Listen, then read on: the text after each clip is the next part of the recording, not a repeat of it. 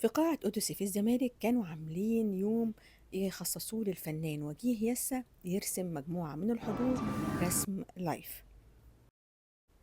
وهو بيجهز أدواته كانت فرصة إن أنا أسأله كده كام سؤال قبل ما يبدأ. الحقيقة جاوب على كل الأسئلة، لكن إجابته على آخر سؤال بالنسبة لي كانت مفاجأة. تعالي تعالي لي. طبعا في وشوش سهله طبعا. في وشوش يعني الواحد بيرتاح لها ويشتغل. وفي وشوش بتبقى صعبه جدا، يعني الواحد بيجتهد عشان يجيب ملامح. غالبا البنات هم اللي بيحبوا يترسموا. طيب الخامة بتفرق، يعني انت مثلا بتحب ترسم بخامة معينة، في خامة معينة بتسهل عليك رسم البورتريه؟ يعني انا بحب الالوان الميه، بحب الباستيل، اي خامه مش مشكله. بس طبعا الوان الميه بتبقى سهله في المعامله، يعني بتنشف بسرعه، وما يعني مش لازم تتثبت وكده، بتبقى خامه سهله، المعامله معاها سهله قوي.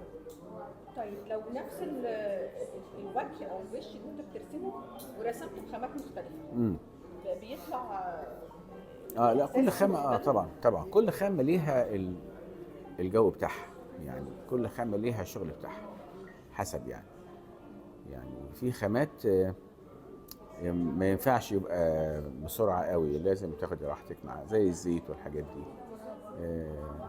حسب طبعا، يعني ممكن يبقى سكتش زيت، يعني ممكن طبعا. بس انا بفضل في البورتريت السريع كده، بفضل يا اما باستيل يا اما ووتر كلر. اسهل وش رسمته نجوى.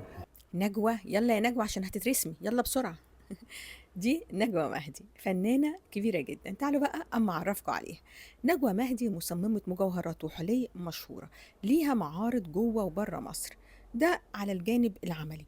لكن نجوى كمان فنانة بدرجة إنسانة، لدرجة إن هي أخدت مكان في الدرب الأحمر. المكان ده كانت مخصصاه مش بس عشان يلتقي فيه الفنانين ويقعدوا يرسموا ويتكلموا حوالين الفن، لكن كمان علشان خاطر تساعد البنات والمعيلات في منطقة الدرب الأحمر والأماكن اللي حواليها.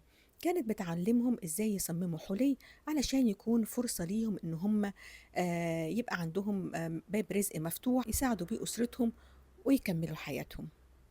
في يوم من الأيام هكلمكم عن نجوى وكل اللي بتعمله نجوى وقصة حياة نجوى. لكن نجوى لما جت قعدت بقى قدام الفنان وجيه يسا علشان يرسمها، طلبت منه شوية طلبات. قالت له بص يا وجيه، من فضلك خليني مفتحة ما تخلينيش مغمضة، وسيبك من التجاعيد ما تاخدهاش كلها، وكمان خليني بضحك. تعالوا بقى نشوف رد فعلها لما شافت البورتريه. نرجع بقى لأغرب إجابة سمعتها من فنان كل يوم بيرسم أكتر من بورتريه ومن سنين طويلة. سألته هو أنت بتبقى خايف أول ما حد يقعد قدامك وتقرر إن أنت ترسمه بورتريه؟ يعني الواحد لما يكون يعني خايف تطلع ملامحه اللي قدامك ولا لا، طبعا طبعا شعور طبيعي ان انا مش عارف هيطلع ولا لا. يعني ما فيش ثقة حتى لو بعد 50 70 سنة شغل، لا، ما كل مرة الواحد يحس انه في تحدي، هيطلع ولا لا، ما يعرفش. هو كده فعلا، ده مش تواضع، يعني دي حقيقة. مع كل الوشوش بعد كل السنين ديت الواحد ما يقدرش يقول في الشهر انا هعمله، لا طبعا، مش تواضع، دي حقيقة صعب. مجال الفن التشكيلي صعب خالص، يعني مجال، يعني الواحد ما يقدرش يقول يعني ان انا خلاص بقى انا يعني عرفت كل حاجة، طبعا لا. لا، الواحد يعرف فتافيت يعني.